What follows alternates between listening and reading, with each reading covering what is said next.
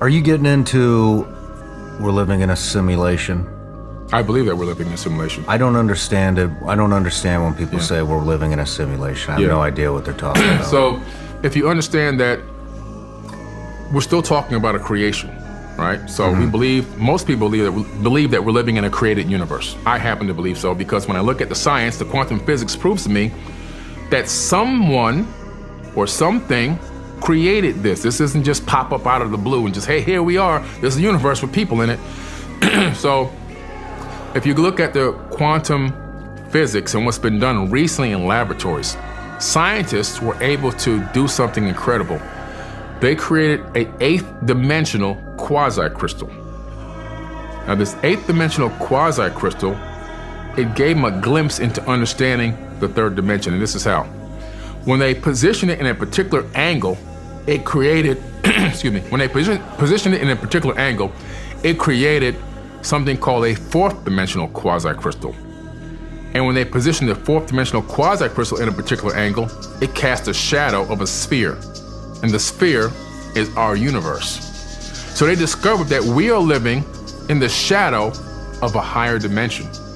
In other words, the angle of a higher multidimensional quasi-crystal potentially could be what has created this gigantic sphere we call our universe.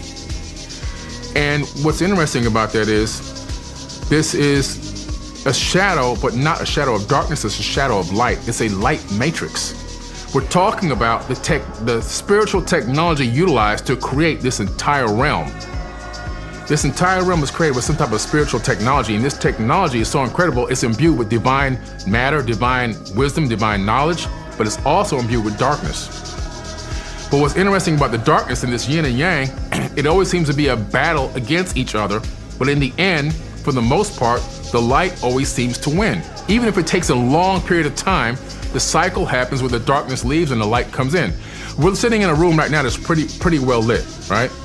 If I was to turn on something dark, I couldn't make the light dim any. In other words, there's no darkness I can inject into this room with these physical lights that would make this room dark right now.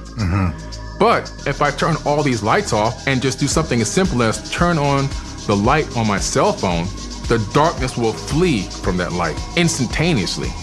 So the smallest amount of light will make darkness flee.